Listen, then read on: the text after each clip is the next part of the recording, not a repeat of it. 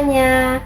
Perkenalkan, nama saya Kenny Laurencia dengan NIM F1122231001. Nah, teman-teman, di sini saya akan menjelaskan APE yang sudah saya buat. Sebelumnya, saya akan menjelaskan tentang pengertian APE.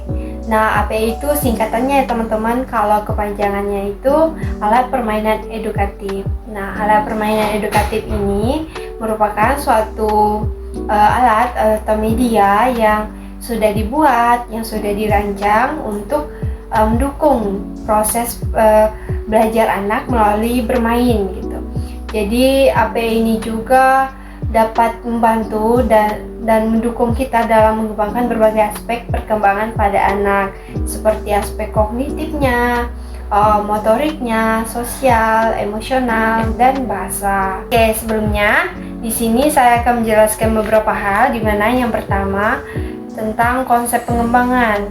Nah, di dalam pengembangan ini tentunya ada beberapa hal yang perlu kita perhatikan ya teman-teman, di mana seperti kayak aspek perkembangan. Nah, di dalam kita merancang alat permainan edukatif, kita harus menentukan aspek perkembangan apa sih yang akan kita kembangkan kepada anak melalui alat permainan edukatif yang sudah kita buat. Seperti yang sudah saya buat, itu permainan puzzle buah. Tentunya ada beberapa aspek yang dapat kita kembangkan gitu pada anak ya teman-teman. Seperti yang pertama itu kemampuan kognitif, dimana puzzle ini anak itu diminta untuk mencocokkan gitu gambar dan bentuknya yang sama itu yang mana gitu. Jadi tentunya itu dapat melatih anak untuk memecahkan masalah dengan mereka menyusun dan mencocokkan gambar dan bentuknya gitu. Jadi suatu gambar yang utuh. Dan yang kedua yaitu kemampuan motorik halus.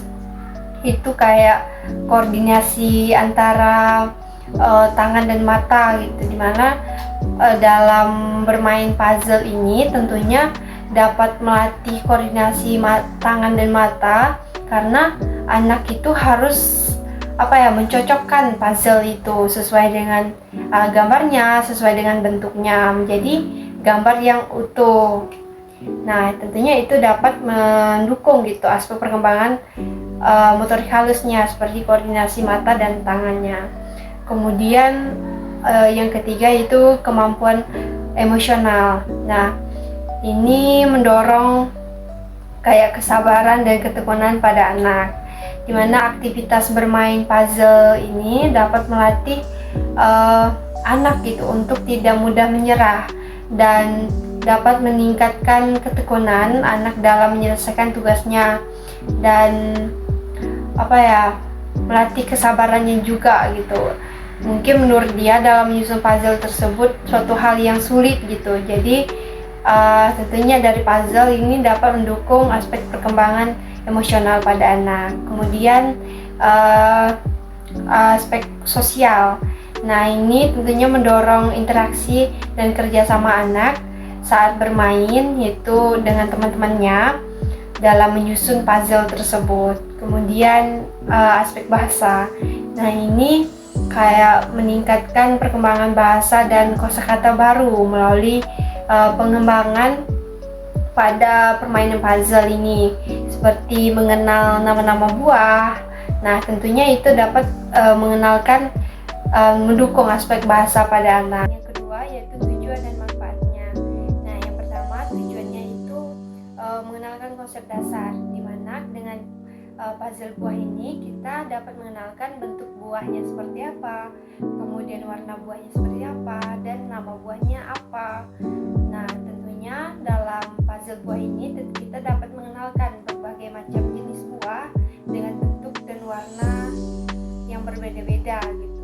Kemudian yang kedua bertujuan untuk mengembangkan keterampilan kognitif dan motorik pada anak, di mana puzzle buah melalui permainan puzzle buah ini tentunya memfasilitasi perkembangan kemampuan berpikir kritis dan motorik halus pada anak.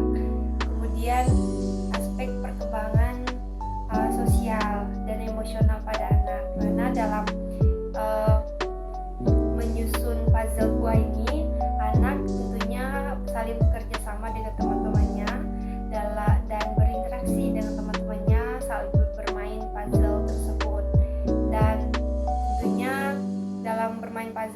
juga dapat mengembangkan aspek emosional pada anak.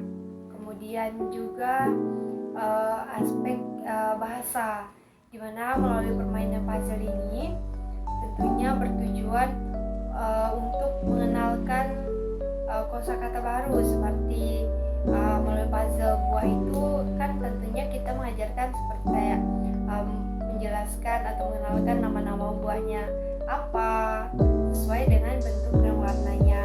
Nah, tentunya itu dapat bertujuan untuk mengembangkan aspek bahasa pada anak dengan mengenalkan kosakata baru gitu, seperti nama-nama buah. Nah, kemudian manfaatnya yang pertama itu meningkatkan kemampuan kognitif pada anak. Kemudian yang kedua melatih koordinasi mata tangan. Kemudian yang ketiga mengembangkan keterampilan sosial dan emosional pada anak saat bermain bersama dengan teman-temannya. Kemudian aspek bahasanya juga dalam mengenalkan nama-nama buah. Nah, tentunya itu salah satu manfaatnya. Oke, ya teman-teman, kita lanjut yang kedua, yaitu tahap perencanaan dan pengembangan serta implementasi alat permainan edukatif puzzle buah yang sudah saya buat, di mana yang pertama itu analisis, di mana kita dalam pembuatan alat permainan edukatif itu kita harus menganalisis kebutuhan anak dulu, di mana dengan kita menganalisis kebutuhan anak, kita dapat memilih atau menggunakan alat permainan yang sesuai gitu dengan kebutuhan anak, sehingga proses pertumbuhan dan perkembangan yang mau kita capai, mau kita gapai itu dapat terwujud gitu, karena kita menggunakan alat permainan edukatif yang sesuai dengan pertumbuhan anak tersebut. Kemudian yang kedua yaitu desain. Nah, desain ini kayak pemilihan tema, pemilihan warna, pemilihan gambar yang kita gunakan dalam pembuatan alat permainan edukatif tersebut, sehingga dengan pemilihan warna, pemilihan tema, pemilihan gambar yang menarik itu tentunya dapat mendukung, dapat mendorong anak untuk termotivasi untuk ikut serta dalam pembelajaran dan menggunakan alat permainan edukatif yang sudah kita buat tadi. Kemudian pengembangan ini kayak kita menggunakan puzzle yang menarik gitu, yang sesuai dengan desain yang kita buat sebelumnya. Jadi dengan pemilihan dan penggunaan puzzle yang sesuai, yang menarik, yang juga disesuaikan dengan karakteristik anak, tentunya itu dapat mendukung pertumbuhan dan perkembangan anak, dan juga mendukung dalam pembuatan alat permainan edukatif. Kemudian yang kedua yaitu pembahasan tentang implementasinya, di mana di dalam implementasi ini ada beberapa hal juga yang perlu kita perhatikan, di mana yang pertama kita persiapan, itu kayak kita menyiapkan semua bahan dan alat yang kita perlukan gitu untuk kegiatan pembelajaran yang menggunakan puzzle gitu ya, puzzle buah yang seperti yang sudah saya buatkan tadi. Itu kayak mengatur ruang kelas agar mendukung interaksi saat anak bermain gitu. Kemudian yang kedua itu kayak pelaksanaan. Nah, ini kayak mengintegrasikan puzzle dengan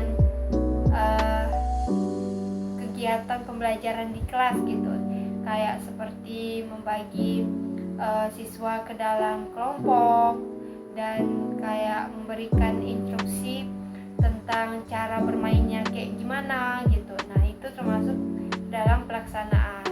Kemudian kita mengamati interaksi siswa dengan puzzle yang kita buat tadi. Nah, itu cara kita untuk menilai bagaimana keterlibatan anak itu dalam permainan edukatif yang sudah kita buat. Kemudian yang ketiga, evaluasi. Nah, ini kita mengumpulkan mengumpulkan data dari observasi dan proses umpan balik kita dengan siswa tadi untuk mengevaluasi aktivitas penggunaan puzzle buah yang sudah kita buat dalam meningkatkan pemahaman materi pada anak. Jadi dengan kita juga dapat melakukan refleksi gitu atau evaluasi atau perbaikan gitu untuk metode pengajaran atau dengan menggunakan desain puzzle yang lebih menarik lagi gitu. Kalau puzzle yang sudah kita buat tadi itu kurang menarik, jadi kita bisa mencari referensi atau membuat puzzle yang lebih menarik lagi agar anak tertarik gitu. Jadi dengan mengikuti tahap-tahap tadi, alat permainan edukatif seperti puzzle buah itu dapat diimplementasikan secara efektif dalam proses pembelajaran. Oke teman-teman, di sini saya membuat alat permainan edukatif atau APE, yaitu puzzle buah. Di sini saya ngambil 6 jenis buah, yaitu ada stroberi, nanas, jeruk, alpukat, semangka, dan pisang. Nah, dalam permainannya kita dapat meminta anak untuk bergiliran untuk mengambil salah satu jenis buah ini dan menempelkannya ke papan puzzle sesuai dengan bentuknya. Seperti ini.